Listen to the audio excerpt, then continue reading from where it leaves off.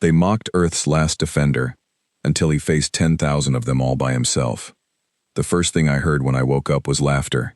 Not the soft kind, not the nervous kind that people use when something surprises them.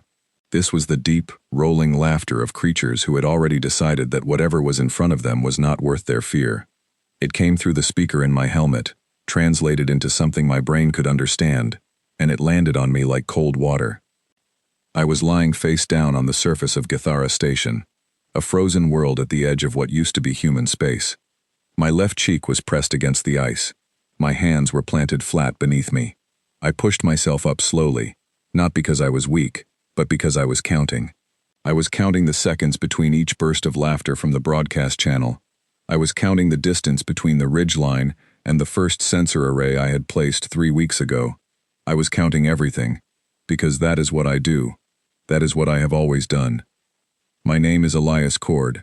I am 41 years old. I was a combat engineer in Earth's Northern Defense Corps, before there was no longer a Northern Defense Corps to belong to, before there was no longer a Northern Hemisphere to defend. I am not a legend. I am not a symbol. I was, until very recently, just a man who was good at building things and better at understanding how things fall apart. Earth was gone in 11 days. I do not say that to shock you.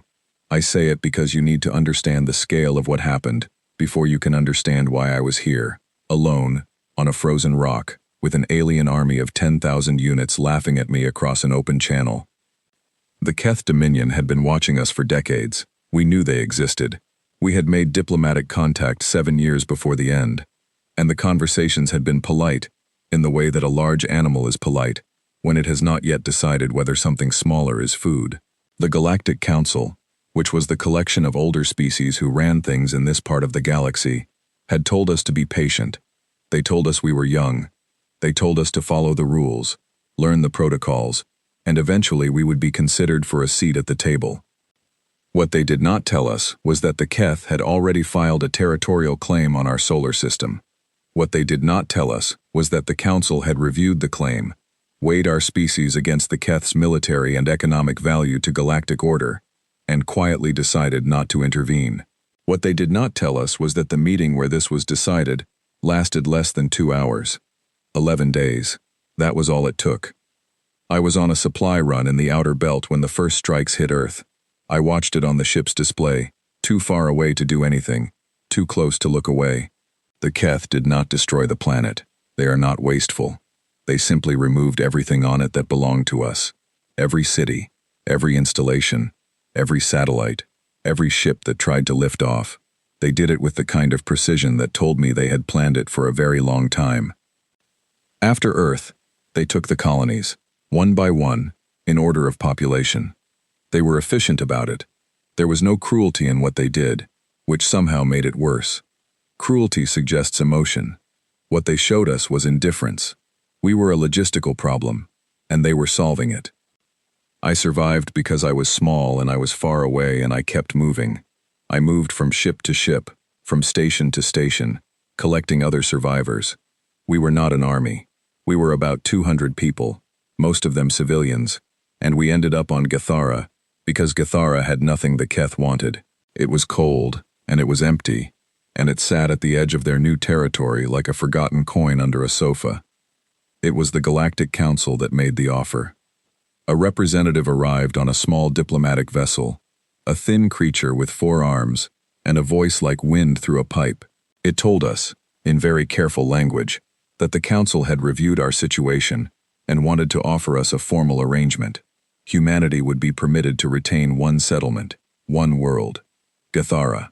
We would be recognized as a protected species under galactic law, which meant nobody was allowed to remove us entirely. We would have no military, no fleet, no territorial rights beyond the rock we were standing on. In exchange, the Council would allow the Keth to conduct a formal challenge, a demonstration of dominance, they called it. It was something older species did to settle matters of territorial pride. The Keth would send a force to Gathara. We would face it.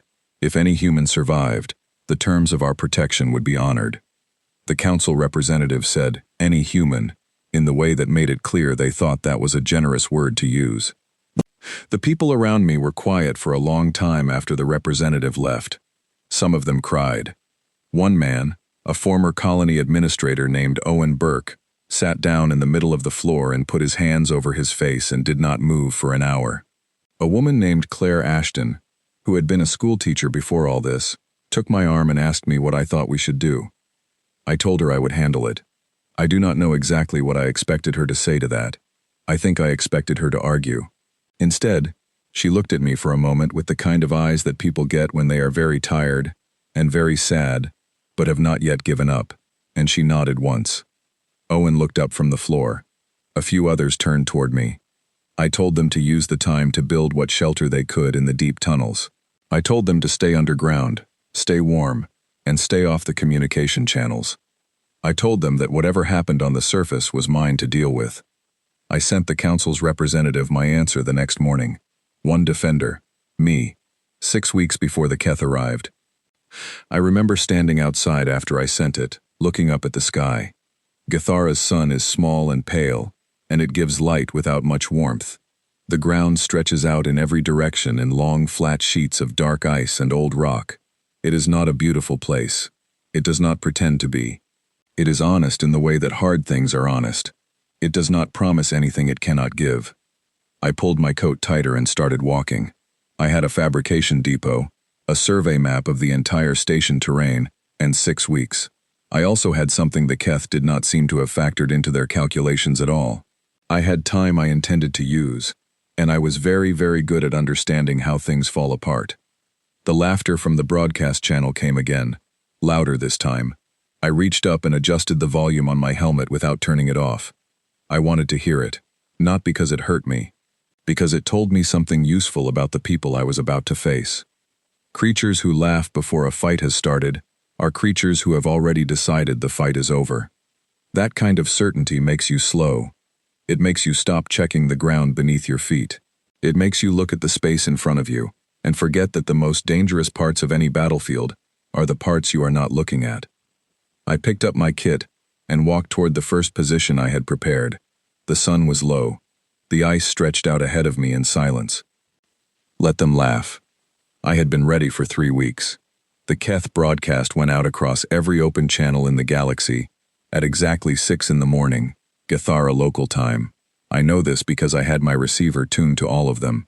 I sat in a shallow ice trench I had reinforced with salvaged hull plating, a cup of hot water in my hands, and I listened to Supreme Commander Veth Ka read the odds aloud to 47 species.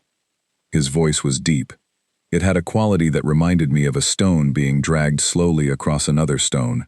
His translator rendered it into English with a kind of flat dignity that I suspected was not in the original. He announced that the Keth Dominion's designated challenge force for the pacification of Githara Station consisted of 10,000 combat-rated units, 40 support vessels, and himself personally, aboard the command ship above. He announced that the force would proceed against the single human defender in a formal demonstration of territorial dominance, in accordance with galactic law and custom, witnessed by the Council and the wider community of species. Then he said my name, Elias Cord. He said it carefully, like he was tasting it and finding it small. The response across the galaxy networks was immediate and loud. I had patched into 3 different alien information streams through a relay I had built from parts of a crashed survey drone and a water processing unit. I could not understand every language, but the translator handled most of it, and what I could not understand, I could guess from tone. The Prelians, who are tall gray creatures with 6 fingers on each hand and an apparent fondness for statistics, were running probability simulations on their public networks. Their anchors kept returning to the same number, 0.003%. That was the probability they assigned to my survival past the first hour. A species called the Mav, who look something like large bats and have been spacefaring for 800 years, apparently found the whole thing so unlikely that they had already begun writing what their translator called a commemorative tragedy about me. It was going to be short. The Orun, who are aquatic and communicate in a language that sounds like overlapping bells, were expressing something the translator described as collective embarrassment on behalf of biological life in general. I finished my hot water and rinsed the cup. I set it on the shelf I had built into the wall of the trench, next to my kit bag and a small photograph of my sister Laura that I had been carrying since the evacuation. Laura was 4 years older than me, and had always been the sensible one. She had told me, when I was young and getting into trouble with increasing regularity, that I had a brain designed for problems, and that the only question was whether I would ever be smart enough to find problems worth using it on. I hoped, wherever she was now, that she would count this. The Keth force began its descent from orbit at 9 that morning. I watched it on the sensor net I had built across the northern ice field. The sensors were simple things, made from pressure plates stripped from the depot's loading system and buried at intervals in the ice. They would not tell me exactly what was coming, but they would tell me weight, direction, and spread. That was enough. That was all I needed. The first landing zone was 4 kilometers north of my position, exactly where I had expected. They chose the flattest ground, the most open approach. That made sense. Keth combat doctrine, as far as I had been able to reconstruct it from the information I could access, favored overwhelming forward momentum. They did not typically operate in terrain that complicated movement, because they had never needed to. When you have 10,000 units, you do not need clever ground. You simply advance until there is nothing left to advance against. I had spent 5 of my 6 weeks making sure this ground was not what it looked like. The first thing I had done was map every fault line and stress fracture in the ice shelf that covered the northern approach. Githara's ice is old and deep in places, but in others it is thin over pockets of geothermal gas that have been building pressure for years. The survey data showed me exactly where these pockets were. I had marked them on my map with small red circles. There were 31 of them in the 4 kilometers between the landing zone and my main position. The second thing I had done was connect them, not directly, which would have been impossible, but through a series of vibration relays planted in the ice at precise intervals. The ice carries vibration the way water carries sound. A sharp enough pulse at one point can travel through the shelf and trigger a pressure fracture at another, if the second point has been prepared correctly. I had prepared 23 of the 31 pockets. The other 8 I left alone because they were in positions that would slow me down if they opened. The third thing I had done involved the 6 industrial drones from the depot. They were built for moving cargo in low gravity, not for combat. They had no weapons. What they had was mass, maneuverability, and the ability to carry things. I had spent 2 weeks modifying their cargo clamps, their navigation systems, and their power cells. By the time I was done with them, they were not cargo drones anymore. They were something the Keth had no name for yet. I lay flat in my trench and watched the sensors as the first Keth units crossed the kilometer mark. The sensors showed me a line about half a kilometer wide, moving at steady pace, confident, not scanning for subsurface structures. Why would they? The survey data for Githara was on file with the Council, and it showed a flat, geologically stable ice plain. That survey was 11 years old. A lot can change in 11 years. A lot can be changed in 6 weeks, if you know what you are doing. I pressed the first trigger at 800 meters. The sound that came back to me was not an explosion. It was more like a groan, long and deep, traveling through the ice under my feet. Then it was a crack. Then it was several cracks, one after another, spreading north like a line of falling dominoes. The pressure sensors registered a wave of released gas that vented upward through the fractures in a wide spreading cloud. In the temperatures on Githara's surface, that gas turned to a dense white fog almost instantly. The Keth formation's advance stopped. I watched the sensors. The line had bunched up. Units that had been moving steadily were now holding position, which told me their commanders were reassessing the ground. Good. That bought me time. More importantly, it told me that they were reacting to what they saw, not to what might be underneath them. I moved. I left the trench through the rear exit I had built and low-crawled along a covered channel I had cut in the ice over the first 2 weeks.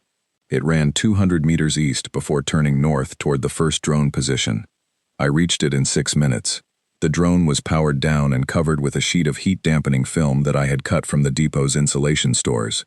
To thermal sensors, it looked like cold rock.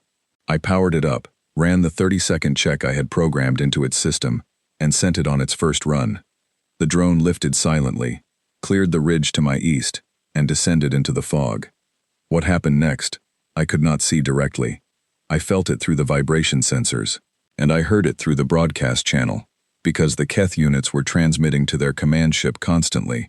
and a number of those transmissions were being rebroadcast publicly as part of the official record of the challenge. Veth-Ka had wanted the galaxy to watch. He had set up the entire event as a spectacle. He had not considered that the transmissions from his own units might become part of a story that did not end the way he intended. The first Keth unit that reported contact with the drone did not know what it was looking at. The transmission was short and confused. It described an object that moved with speed and came from a direction they were not watching, that struck with a force that should not have been possible from something its size, and that was gone again before they could respond. 4 seconds later, a second unit reported something similar from a different direction, then a third. I was back in my trench before the fog began to clear. I picked up the receiver and listened to the alien networks. The Prelians had revised their probability. They had not raised my odds. They had simply noted that the opening phase of the engagement had not proceeded as modeled. They were updating their simulation. The adjustment would take some time, they said, because what had just happened did not fit any known tactical framework. I almost smiled. I thought about Laura. She would have had something dry to say about this moment. She would have noted, probably, that I was outnumbered by a figure she would have refused to say out loud on the grounds that it was unreasonable. Then she would have handed me a coffee and told me to stop standing around. I opened my kit and started on the next phase. The Keth second wave was already forming at the landing zone. Larger units this time, heavier. They had learned that the first wave moved too spread out, too confident. Now they were grouping tighter, which was understandable, and which was also exactly what I had been hoping for. Tight formations in pressure-fractured ice are a poor idea. I reached for the second trigger and waited for them to cross the 700-meter mark. The fog from the first event was still drifting. The Keth units were moving through it in tight clusters, watching the surface, watching the ridge lines, watching everything except what was directly beneath them. I counted down from 10. Outside, the galaxy was watching. Somewhere up above me, Veth-Ka sat in his command ship with 40 support vessels and 9,800 and something units still waiting to land, and he was watching too. I wondered what he was thinking right now. I wondered if his certainty had cracked even slightly. I pressed the second trigger. The ice groaned again. This time it was louder. And this time, the Keth were standing on it. From the sensors, the result was clear and sudden. A cluster of units in the middle of the second wave dropped from the surface reading. Not because I had removed them, because the ground they were standing on had simply given way. The geothermal vent beneath that section had been under pressure for 2 years. All I had done was tell it when to open. The broadcast channel erupted, not with laughter this time. The Prelians were updating their simulation again. The adjustment, they said, was now taking significantly longer than expected. The model, they admitted, had not accounted for a scenario in which the defending human appeared to have altered the geological behavior of an entire planetary region. I took a breath. I moved to the next position. I had 14 more prepared events waiting, 3 drones still operational, and a third phase that the Keth did not know existed yet. I also had a problem. My left shoulder had been hurting since before the battle started. 3 weeks ago, carrying a load of sensor equipment across a ridge in the dark, I had slipped and hit the ground wrong. I had heard something pop that should not have popped.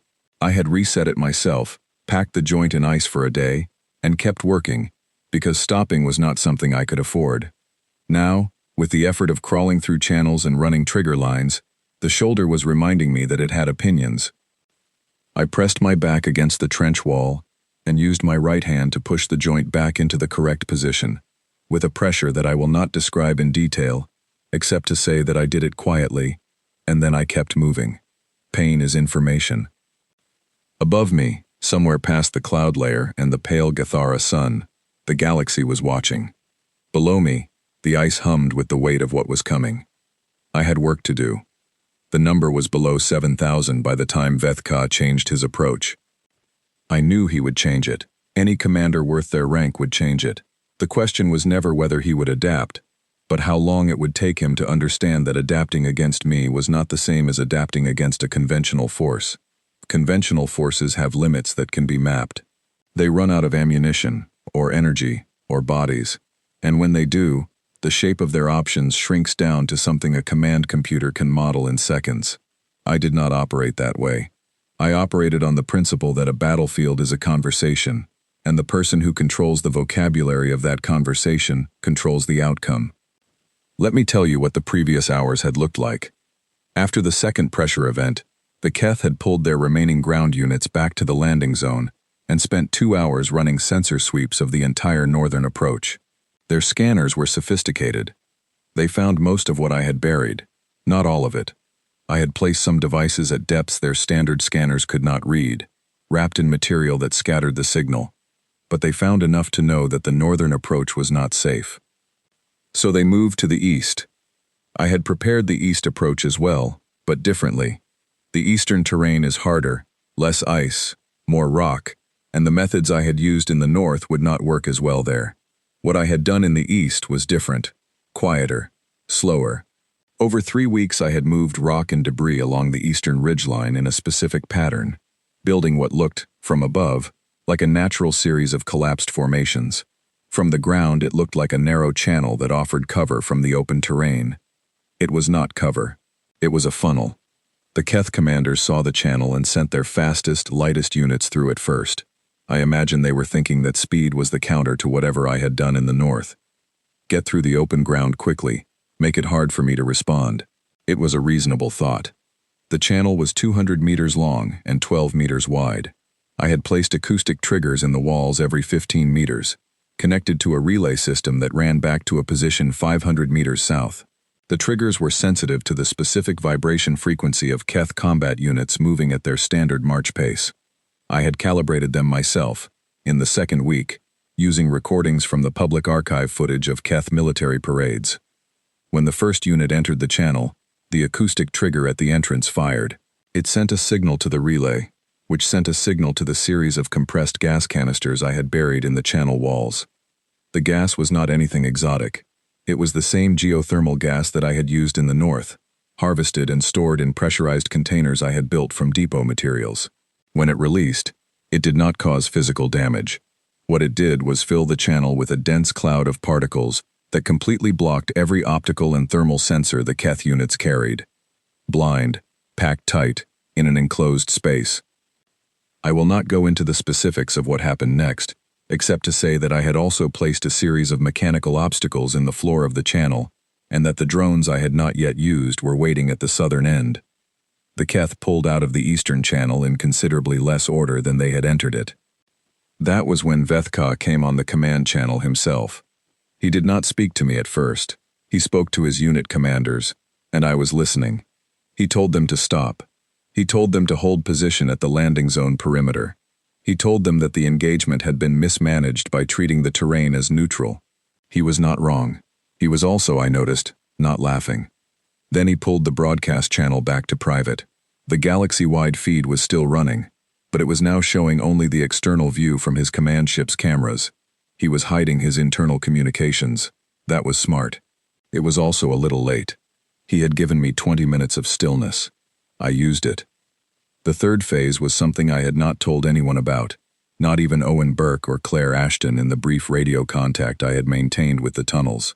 It was the part of my plan that I was least certain would work, because it depended on an assumption about Keth sensor technology that I had to extrapolate from fragmentary public data, rather than direct observation.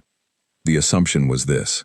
Keth sensor arrays, the large ship-mounted variety used for battlefield coordination, operate on a pulse return system. They send out a pulse. The pulse bounces off surfaces, and the return data tells them where things are. In most environments, this works very well. The problem with pulse return systems is that they can be fooled by surfaces that absorb rather than reflect the pulse. I had spent a week building absorptive panels from depot insulation and a metallic compound I had synthesized from materials in the geological survey kit. The panels were not perfect. They would not hide me from a close-range scan, but from the altitude of Vethka's command ship, looking down at a complex, fractured surface full of ice and rock, they would make anything covered by them look like ground. I had covered the 4 remaining drones with these panels. I had also covered myself. The plan was simple in concept. Simple in concept is often extremely difficult in execution, and this was no exception. I needed to move across 700 meters of open ground between my current position and the edge of the Keth landing zone perimeter. where I had identified a specific target through a week of observation. The target was the primary sensor relay unit that the Keth had set up to coordinate their ground forces. It was a ground-mounted system, portable, about the size of a large cabinet. Without it, the 10,000 units at the landing zone would lose the synchronized command feed that kept them moving and responding as one organized force. They would still be 10,000 units, but they would be 10,000 units without a unified picture of where they were and what they were looking at. In the fog and the fractured terrain I had prepared, that was a very different kind of force from the one that had landed this morning. I moved at noon, when the pale sun was at its highest, and the surface reflections were at their most chaotic. I wore the absorptive panels across my back and shoulders in a way that kept them oriented toward the sky. I moved low, I moved slowly, and I moved toward the relay unit that I had marked on my map 3 weeks ago. It took 90 minutes to cover 700 meters. My shoulder complained the entire time. I talked to it the way I used to talk to broken equipment in the field, which is to say I told it what I needed it to do and expected it to cooperate. I reached the relay unit without being detected. Disabling it took 4 minutes. I had studied the Keth equipment specifications that were publicly available in the Galactic Technical Registry, which turns out to contain a great deal of information about standard military hardware, because the species that contribute to it never expected anyone to use that information against them. The relay unit had a power coupling that required a specific tool to access, but the coupling itself was not designed to withstand physical stress from an unexpected direction, because why would it be?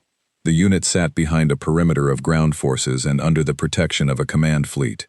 Nobody had ever needed to design it to survive a direct human engineer with a modified wrench and 40 seconds of patience. The relay unit went dark.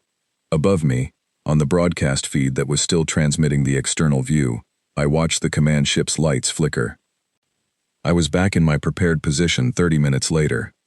The Keth ground forces, now operating on local unit communication only, without the centralized coordination feed, began doing something I had hoped for but not fully expected.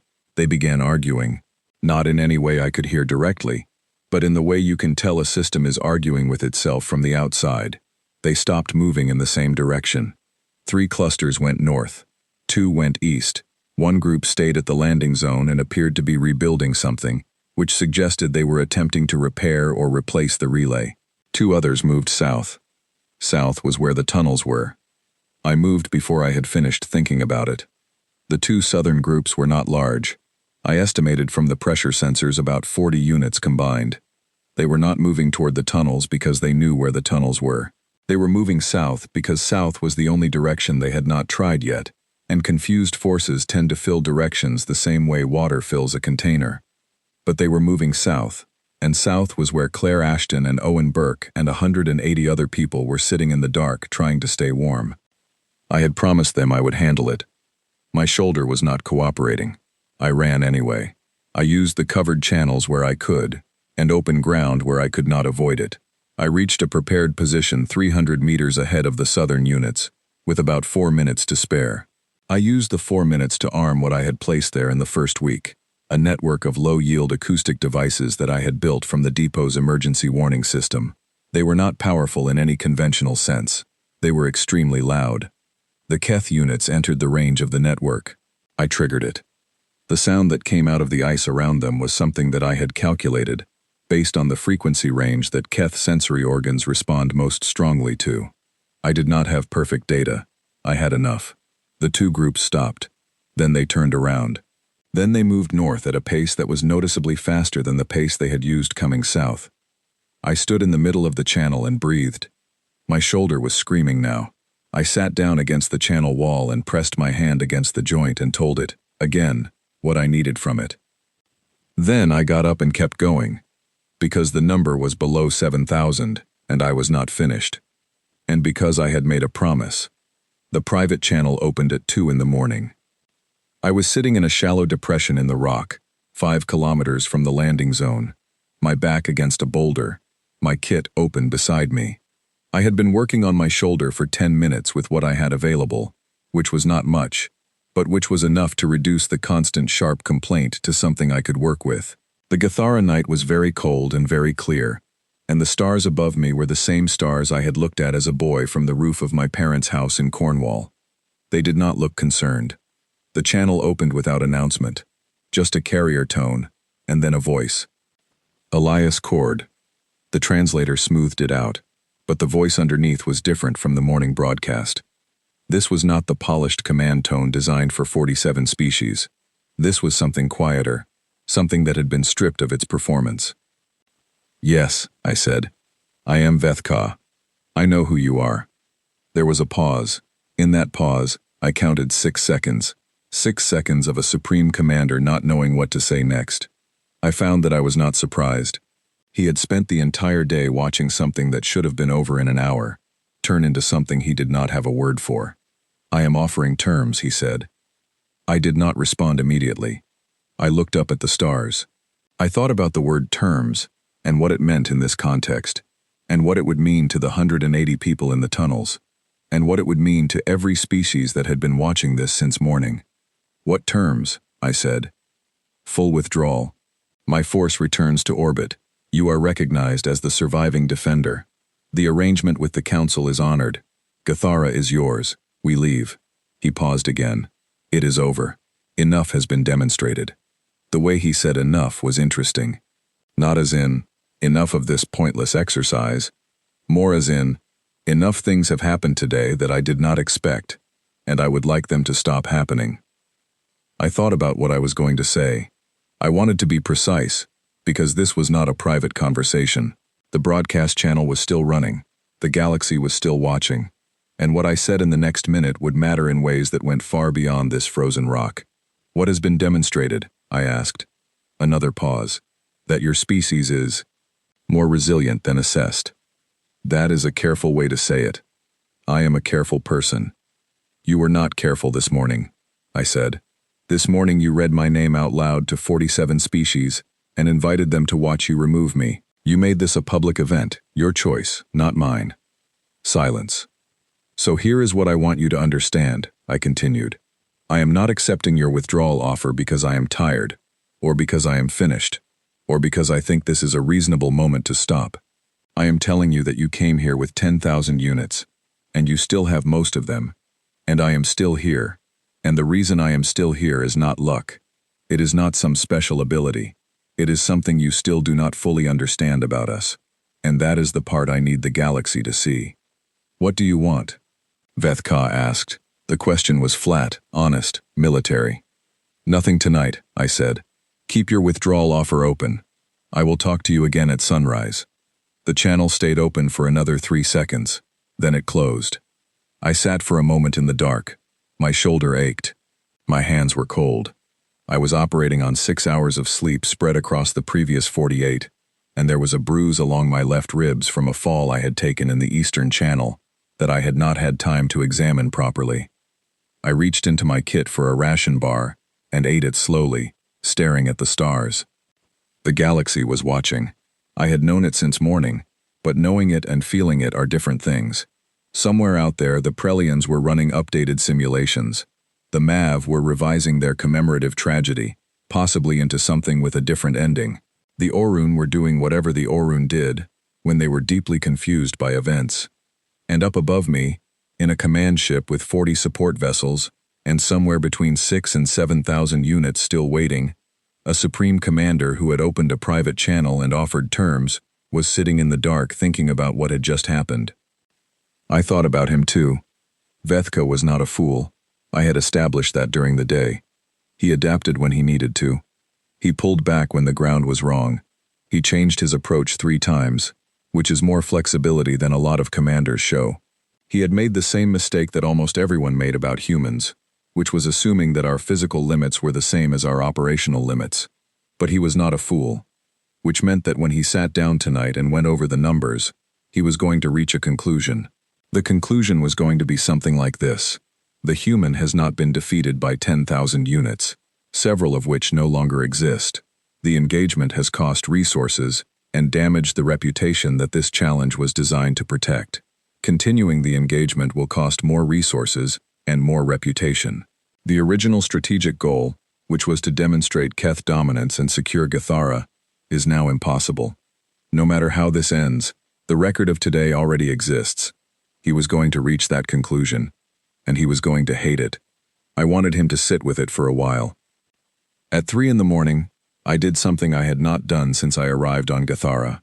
I opened the relay link to the tunnel and called Owen Burke.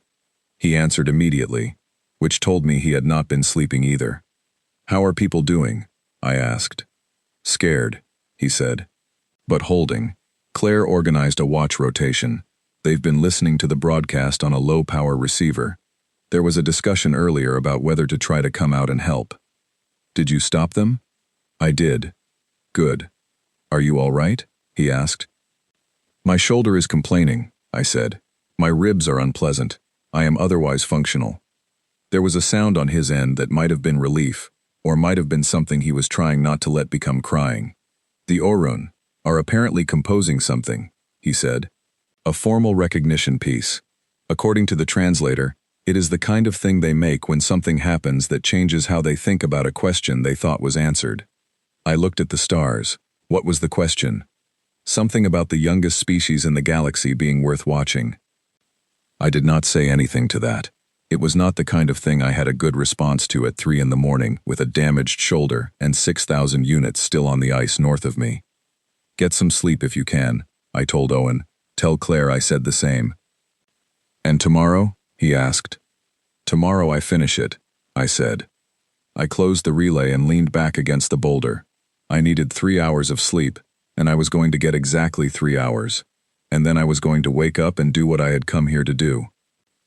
I set my internal timer, the mental habit I had built over 20 years of field work, closed my eyes, and let the cold dark of Gathara hold me for a while. The stars above were very quiet. At 6 in the morning, I was already moving.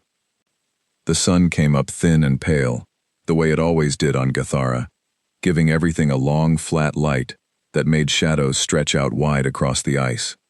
I moved through that light toward the last prepared position I had held in reserve for 36 days. I had not used it yet because it required something I had not had until now. Proof that the Keth commander would respond to something other than force. He had given me that proof at 2 in the morning on a private channel. The landing zone was quieter than it had been at any point in the previous day. The units that remained were gathered in a loose perimeter, and from the sensor data they were not advancing. They were waiting. Vethka had told them to hold, and they were holding, and that told me the internal structure of his force was still intact even after everything that had happened. He was still in command. He was still thinking. I reached my final position and checked the system I had built there. It was the most complicated thing I had constructed in the 6 weeks before the Keth arrived, and it had taken 10 days to build and 4 days to calibrate. I had never tested it at full power, because testing it at full power would have changed the terrain in a way I could not undo. I had run every simulation I could on paper and in the physical models I built from depot materials, and I was confident it would work, but confidence and certainty are not the same word. I powered it on and waited for it to run its startup sequence. While it ran, I opened the public broadcast channel. The feed had been running through the night on a loop of external camera views from Vethka's ship. The alien networks had stayed active. Whatever the Prelians were doing with their simulation, they had apparently been running it without pause, because their anchor noted that the model had been revised a total of 11 times since the previous morning, which was apparently a record for any single engagement scenario. I pressed the transmit key and said, "This is Elias Cord. I am transmitting on the open broadcast channel. Commander Vethka, I am ready to speak." 12 seconds later, his voice came back. Not through the private channel this time. He had opened his response on the same public frequency I had used. He had understood what I was asking. "Cord," he said, "the offer you made last night is still on the table, I assume." "It is." "Then I want to answer it correctly," I said. "Not just for you. For anyone who is listening." A pause. "I am listening. You came here with 10,000 units to demonstrate that humanity is finished," I said. "I understand why. The territorial claim is legitimate under your law. The challenge is legitimate under galactic custom. I am not arguing those points. What I am telling you, and what I need the galactic community to hear clearly, is that the premise was wrong from the beginning." "Explain," he said. "The startup sequence on my system completed. The status light changed from amber to green. I kept my hand away from the main trigger for now. You assumed that removing Earth would remove humanity. You assumed that 11 days of overwhelming force was sufficient to answer the question of what we are. You assumed that one soldier with no fleet, no backup, and no support was a formality. A gesture, something to be completed quickly and recorded. I paused. I am not a gesture. The people in the tunnels behind me are not a formality. We are a species that has been here for 200,000 years and has survived everything that its own world has thrown at it. Disease, ice ages, starvation. Every time something tried to end us, we found a way to make it teach us something instead. The galaxy was very quiet. What you have recorded over the last 36 hours, I continued, is not the final performance of a finished species. It is the introduction. It is the first thing we are showing the galactic community about who we are when everything else is taken away. I want that to be clear. I want it recorded. I want every species watching this to understand that what they have seen is not our limit. It is our starting point. Vethka was quiet for a long moment. You could have accepted the terms last night, he said. It would have been easier. Yes, I said, but easier is not the same as correct. Another pause. What do you want, Cord, specifically? I want your force to withdraw completely. Full withdrawal, as offered. I want the Council's protection terms honored without modification. I want this broadcast, and every record of this engagement, preserved and made publicly accessible under galactic law. And I want one more thing. Name it. A formal statement, from you, on this channel, that humanity's status in the galactic community is not settled, that the question is still open. I heard something in the silence that followed, that I was not sure how to categorize. It was not anger. It was not the indignation of a commander who has been asked for too much. It was closer to the sound of someone who has been given something they did not expect, a way out that they can still carry with dignity. Granted, Vethka said. And then he said it, on the public channel, with the Prelians and the Mav and the Orun, and 44 other species listening. The Supreme Commander of the Keth Dominion's Challenge Force stated that the question of humanity's standing in the galactic community remained open and unresolved. He used careful language. He used the formal phrasing his culture requires for such statements, but the words were there, in the record, undeniable. I powered down the final system without using it. The withdrawal took 4 hours. I watched it from my position, tracking the ships on the sensor net as they lifted from the landing zone, one cluster at a time. The larger vessels followed from orbit. By midday, the sky above Gathara was empty. I sat down on the ice. My shoulder was a serious problem that was going to require real medical attention. My ribs were worse than I had told Owen. My hands had not been truly warm in 2 days. I was operating on 3 hours of sleep, and the particular kind of calm that comes after something enormous, when your body has spent everything it had and is waiting quietly to find out if it gets to rest now. I called Owen on the relay. "They're gone?" he asked. "They're gone." A long breath on his end. Then, quietly, "Are you all right?" "I need a doctor," I said, "and something hot to drink. In that order." He laughed. It was a short, slightly broken laugh, the kind that comes when you have been holding something very heavy for a very long time, and someone finally tells you that you can put it down. 20 minutes later, Claire Ashton was the first one out of the tunnel entrance. She walked across the ice toward me, and stopped a few meters away, and looked at me for a moment, with those tired, unsurrendered eyes. "You look terrible," she said. "I feel approximately as bad as I look," I said. She sat down next to me on the ice. We both looked up at the empty sky. "What happens now?" she asked. I thought about it. I thought about the Galactic Council, who were going to have to face the fact that what they had offered as a formality had become something they could not manage or minimize. I thought about the Prelians updating their simulation for a 12th time. I thought about the Orun composing their recognition piece. I thought about 47 species and every monitoring system and archive in the galaxy that had recorded the last 36 hours and would not unrecord them. I thought about Laura, who had always told me I had a brain designed for problems. "Now we get to work," I said. Claire nodded slowly. Behind her, people were emerging from the tunnel entrance one by one. blinking in the pale Gathara light. Owen, a man named Peter Hartley, who had been a systems engineer before the end, a young woman named Rose Dunn, who had been a student. Others, coming into the light, standing on the ice, looking up at the sky, that no longer had anything in it that wanted to remove them.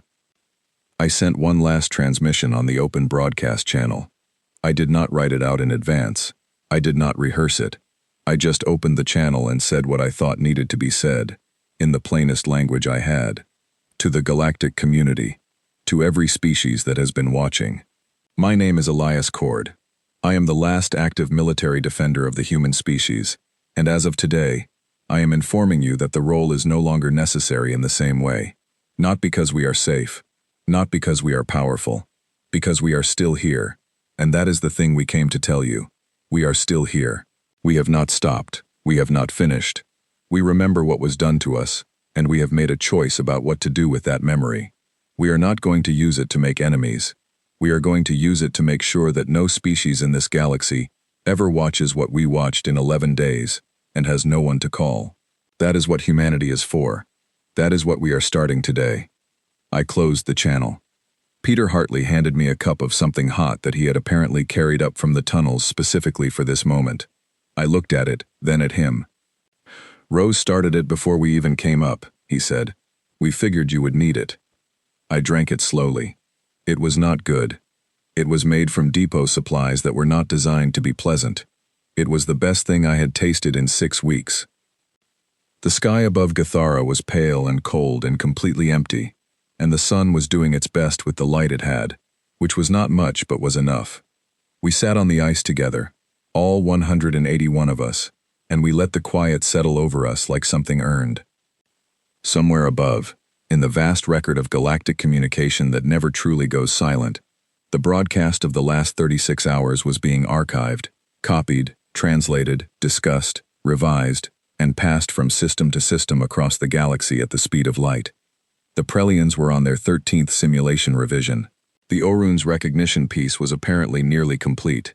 The Mav had reportedly scrapped their commemorative tragedy entirely, and were beginning something new. Something that apparently did not have a name in their language yet, because they had never needed a word for this specific kind of story before. I finished the cup. I set it down on the ice beside me.